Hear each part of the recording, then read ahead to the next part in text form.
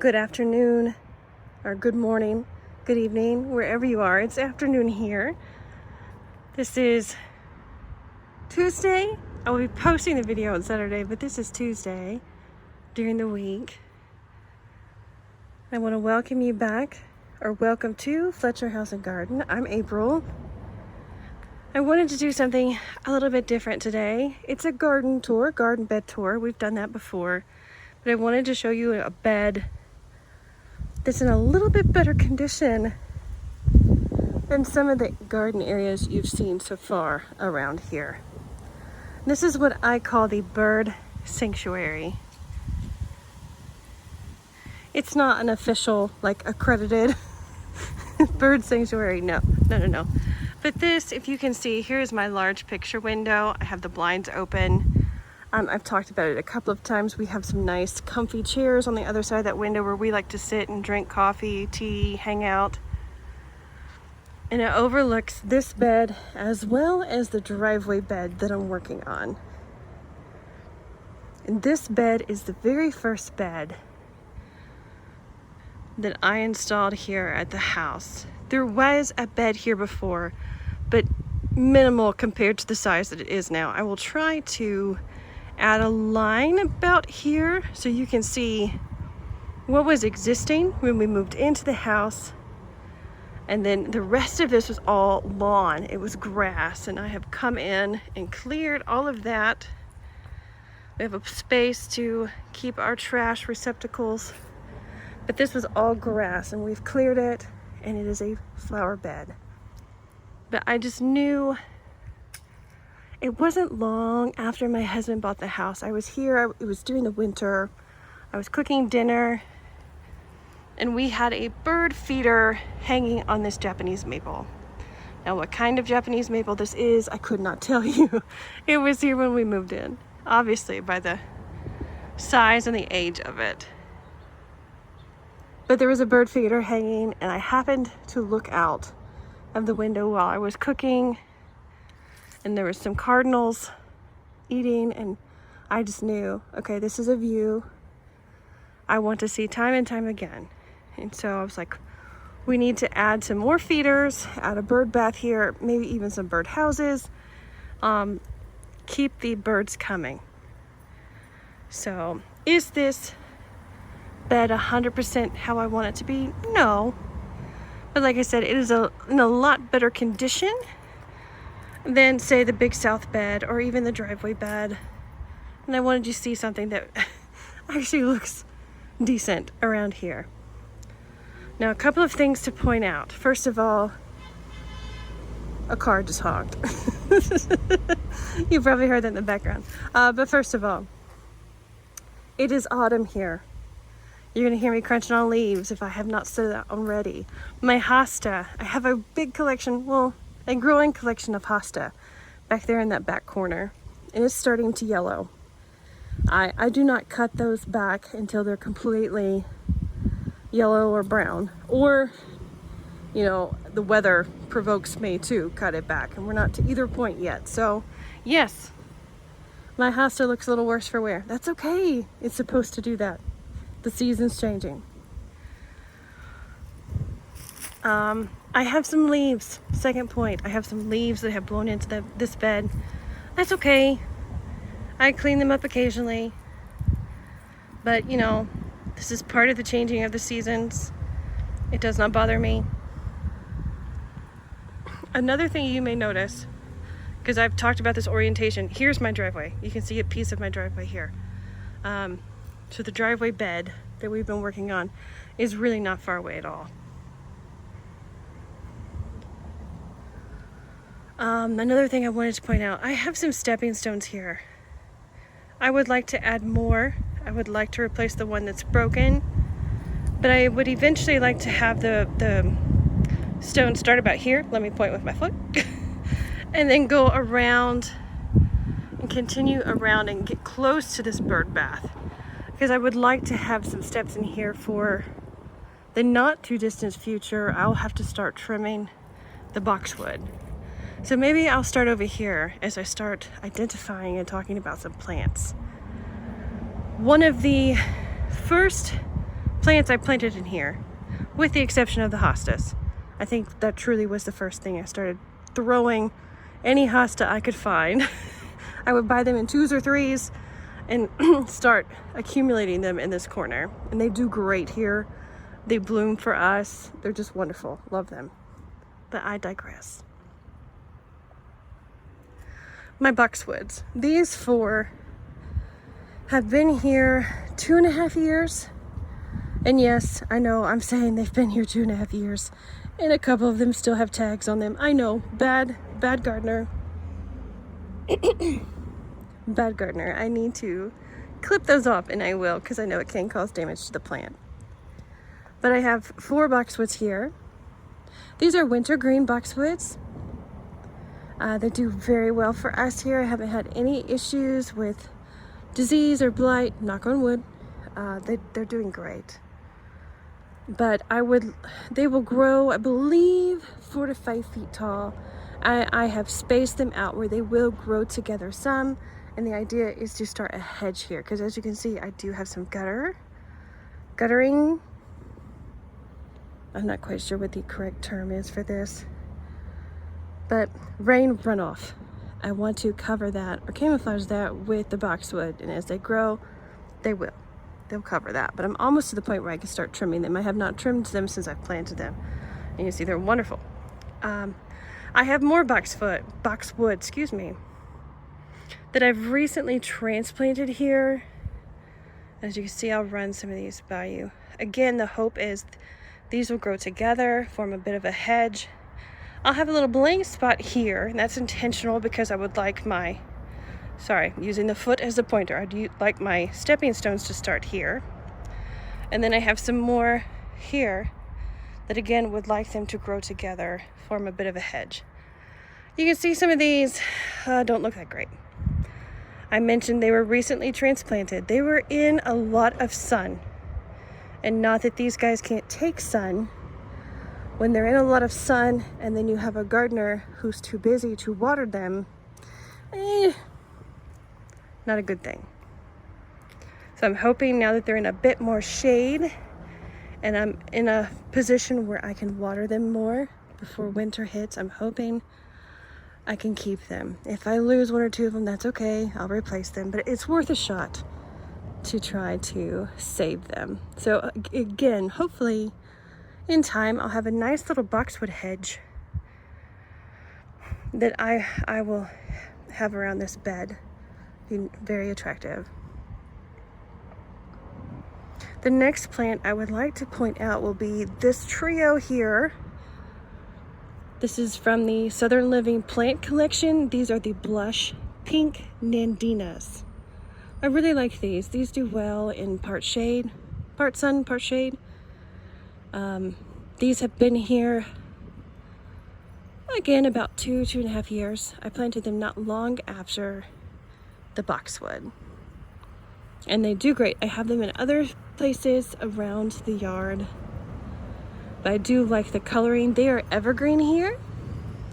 And this past December, around Christmas time, when we had a very hard freeze, they did defoliate.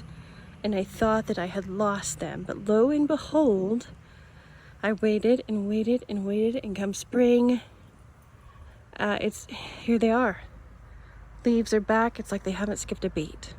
So highly recommend them. I did mention Nandina. These do not have berries. They're a sterile variety, so there's no issues with the berries. I know some people are concerned about the birds eating the berries and choking hazards. These don't do that.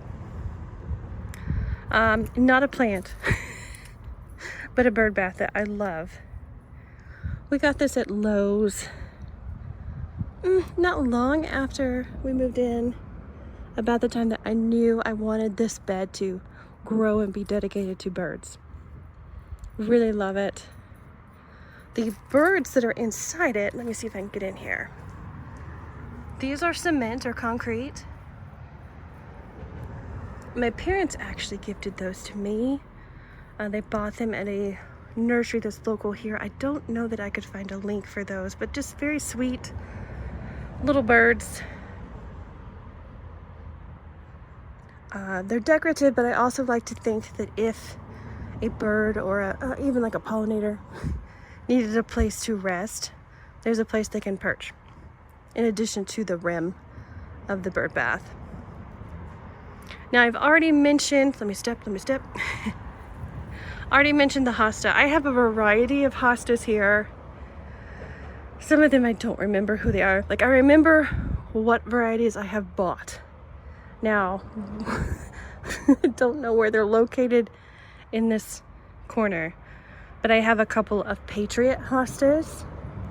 I have some Golden Tiara hostas, Blue Angel hostas, Blueberry Muffin hostas. I think that's all I can remember for now. But I would buy them, like I said, if I could find them in the nurseries or at Lowe's or Home Depot, I would buy them in 2s and 3s and start planting them. I do tend to favor the blue-toned, blue-green kind of hostas. However, I am starting to lean towards some of those chartreuse colored ones. I think I'd like to add them here just to have a variety. But I will try to link some of the hostas. Something I've learned about hostas. Yes, they're a great shade plant. I think they're people's go-to shade plant. However, I've learned they need some sun. At least where I'm located here in West Tennessee, Zone 7B, they need some sun. They do not do well if I try to put them in deep shade. Like if I try to put them in this corner over here to the left, they die. They never make it. Mine will bloom if they get some sun, and they have grown so much. Some of these get really big. But yeah, there's a tip. If your hostas aren't doing very well, make sure they're getting some kind of sun. Mine get morning sun, afternoon shade, and that may be the winning combination as for many plants, not just hostas. All right, let's keep moving on. And pardon my steps here, my footing. I'm trying to get around this bed without compacting everything too much. I'm going to try to show you the little seedlings underneath this wire cloche. These are seedlings. I gotta tell you a funny story about these. These are Barlow Mix Columbine. I grew them from seed. I tried to grow them from seed. I do not have good success with seed sowing. I'm trying every year. I do better direct sowing, and this is proof. I'm gonna try to get up in here. But like I said, Barlow Mix Columbine. I'll try to add a picture so you can see the different colors that are in the mix. Columbine seeds need cold stratification. They need to be chilled before they're planted. And I tried that. I had a couple of packs of seeds, tried that, could not get anything to germinate. I had a batch that was still in the fridge doing that cold stratification thing. I did not want to throw them away, so I came out here, threw them on the ground, covered them with a little bit of dirt. That was early this spring. And just said, hey, if it works out great, at least I tried, instead of throwing them away. And look at them. They sprouted. They did not bloom this year, but they are perennial. They're a short-lived perennial here, but they are a perennial.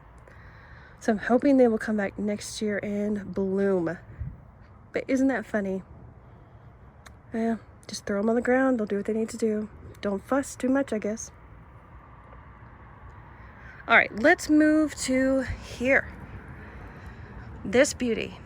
This is a Little Henry Sweet Spire. I don't know if any of you are familiar with this plant. I'll try to put a picture up. It has white little blooms in the spring. It has this nice foliage that does turn this kind of red color, yellow and red color in the fall. This plant does well in moist conditions. It's considered in many places a bog plant. So if you have an area that retains a lot of moisture, it does very well. I have found that this area does. I have clay soil. Usually I can add some soil conditioner and it does just fine. Mound things up a little bit, no problems. Here, for some reason, I don't know if it's the shade or, me adding constant water to this bird bath, who knows? But we have a lot of moisture that is retained in this area, so this sweet spire will help with that. Another plant that does very well in those conditions, I'm going to try to pan to some of them. Astilbe. I have several astilbe. I hope to add more. I have a few of the bridal veil astilbe. I'll try to put a picture up. I also have peach blossom. And then I have a variety that's called, I think, country and western. I just thought it was a fun name. I used to live in Nashville, so I liked that little homage to a place I lived. But this is the first year for the astilbe. They have grown so much and they've done very well. Some of them did bloom, not all of them, but some of them did bloom this year. I'm hoping next spring they'll be even stronger and we'll have more blooms. Now I'd like to move on to the unsung heroes. At least that's how I reference them. I have two. I have one there, and if I turn, I have one right behind me here. These are from the Southern Living Plant Collection. These are pancake, sorry, I'm trying to move. You see my feet. These are pancake arborvitae. If I can get down here. I love these guys. These are evergreen. They're supposed to get, I think, about 1.5 to 2 feet tall, 2 to 3 feet wide. These have been here. They've been in my garden over 3 years. I did transplant them to this location. I think they've been over here about 2 years. But I think this is about as big as they're gonna get. I did have some, like a ornamental metal kind of like trellis around them. They outgrew that. I had to remove it so I would not suffocate them with the metal. But they do so great. For the pancake arborvitae, I believe they are hardy to zone 7B, and I am zone 7B. I learned that if I put them in too much sun, they fry. Like within weeks, they fry, because I've tried it. I think the tag says full sun to part shade. Definitely by the time you get to 7B, they need to be in part shade. These guys will get some morning sun, but the majority of the day they're in shade, and they clearly love it based on their size. I do appreciate, the evergreen interest in this bed between the boxwood, the anandinas, and the arborvitae. This is not an empty bed come winter. Speaking of winter interest, if I can get over here, one moment.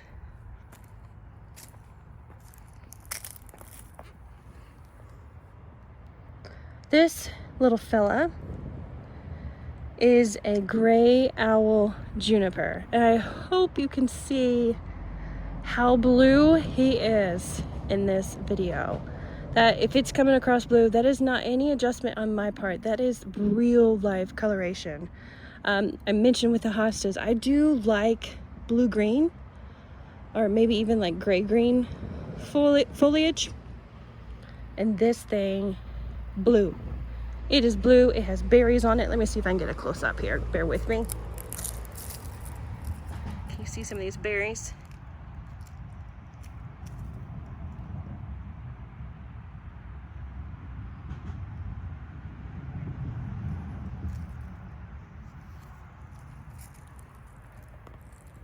In time, I know he will get about 6 feet wide.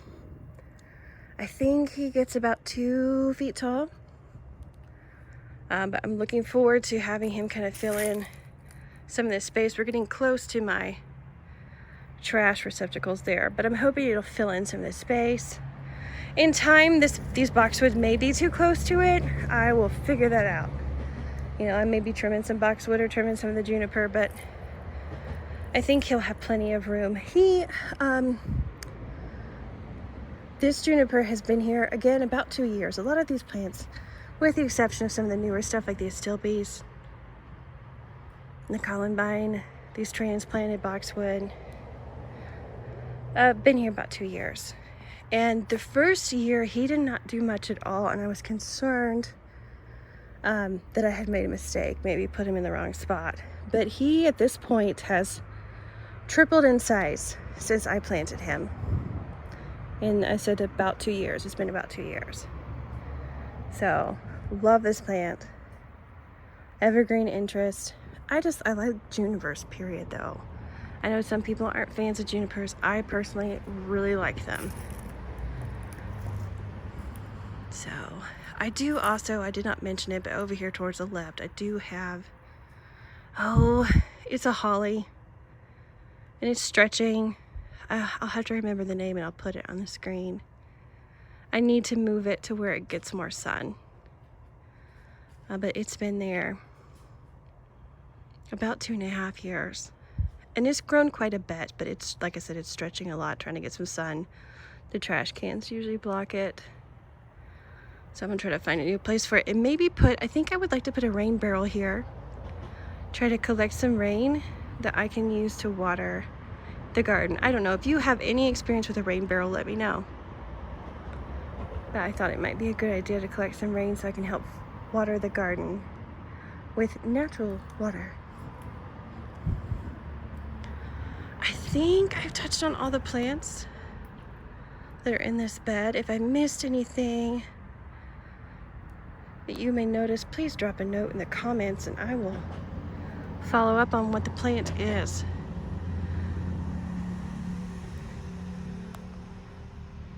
Now, I'm starting to lose my daylight.